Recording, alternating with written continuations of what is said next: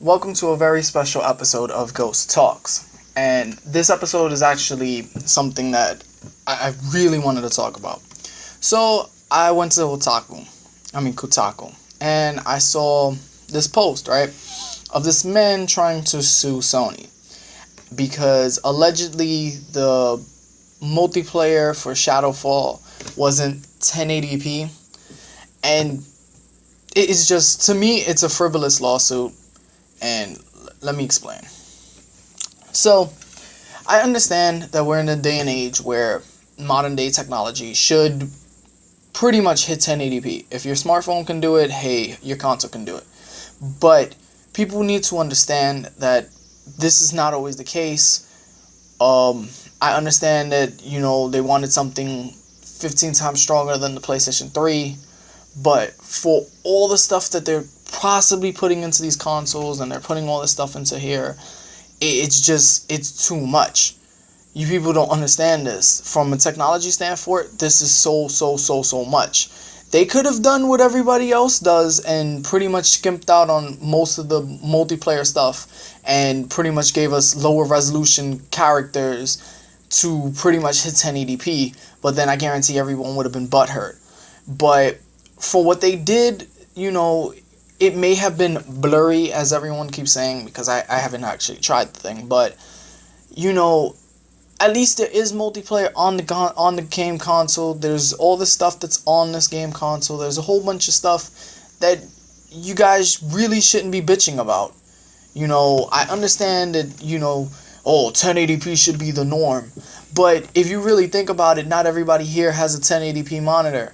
Nor does everybody have a 60 gigahertz television. If you don't have that, you can't see 60 frames per second on your television. The animation might be smoother, but it's not 60 frames per second. Nor are you going to get anything this unless you spend extravagantly on a console. And I have the article right here, so let me just read a little bit of it, and let me tell you further of what I think about it. So this is what Kotaku posts, and they're quoting the lawsuit. So so this is what the lawsuit has to say. According to Sony, Killzone was a graphically striking game set in a dystopian future that took full advantage of the PlayStation 4's advanced processing power. Sony claims that the PlayStation 4 was powerful enough that its featured Killzone video games could display 1080p multiplayer graphics, a crowning achievement in video game industry. However, after the game's release, gamers quickly noticed and complained that Killzone's multiplayer graphics were blurry to the point of distraction. The cause of this blurriness went unknown until a well-respected video game website reported that Killzone's multiplayer did not actually provide 1080p graphics as advertised. Following this discovery, Sony released an official statement on the matter.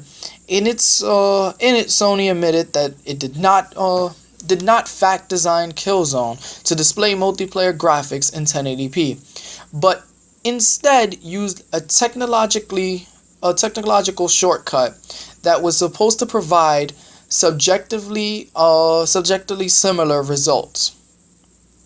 And of course, again, I understand that this is a new game console and everybody wants the bread and butter. They want the full 1080p. They want everything running butterly smooth.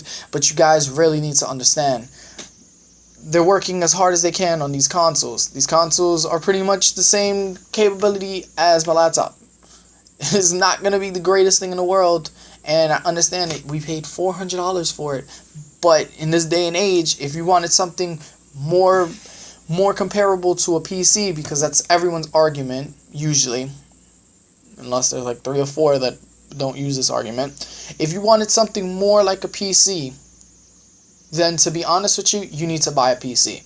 There is no way that Sony can give us this graphical capability of PC-esque graphics without charging us an arm and leg. It would probably have been closer to thousands to buy the console, and then everyone would be bitching again, because it would be the same situation what we had on the PlayStation 3, where they dropped the $900 console that was pretty much powerful as all fucking hell, and nobody knew how to code for it, nobody knew how to do all this stuff. Even if it still had the PC architect, it would still be something like this. We would still have this dystopia where not everyone is satisfied, and at the same time not everyone cares. So it's a give and take here. If they can get the whole game running 1080p 60 frames per second on single player, then on the multiplayer, of course it has to be skipped up stuff. It can't be full 1080p on the multiplayer. Then the maps would have to be of a lower resolution, and of course the whole internet would react horribly.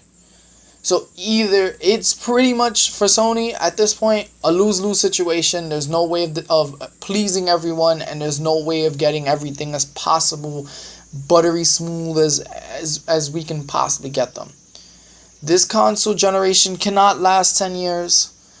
They're already maxing everything out, as Review Tech USA keeps stating in every single video, because it's true.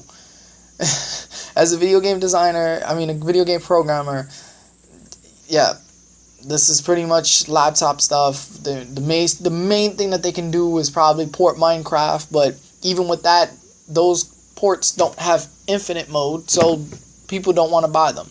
People don't want to do this, people don't want to do that, because they're so stuck on this is the next game, this is the next generation of graphics, this is the next generation of gaming, but it can't keep up with my PC. It's not supposed to keep up with the PC. The PC back in the day was a hunk of garbage. And the consoles were pretty much the only way you can use gaming at pretty much the best resolution you could possibly have. And even with then, we were still using the RGA cables instead of the S-video cables. We were still doing all this stuff that it wasn't the best resolution. But now, since we're in the HD resolution era, everything now has to be at this absurdity of graphical capability. It needs to end. It's not a PC. It's never going to be a PC. And we need to rest that argument. This argument needs to die. If you want something that's close to the PC, then buy a PC. Just don't buy a game console. If you want something that you're okay with paying $400 and not getting the same architect and the same game graphics as a PC, then okay, buy a PlayStation 4. I don't see what's hard with this. Like, let's be honest here. Not everyone wants to pay $800 for a game console. And then when they get the game console, then it's practically stronger than the PC, but then in 6 months, the PC is dominant again.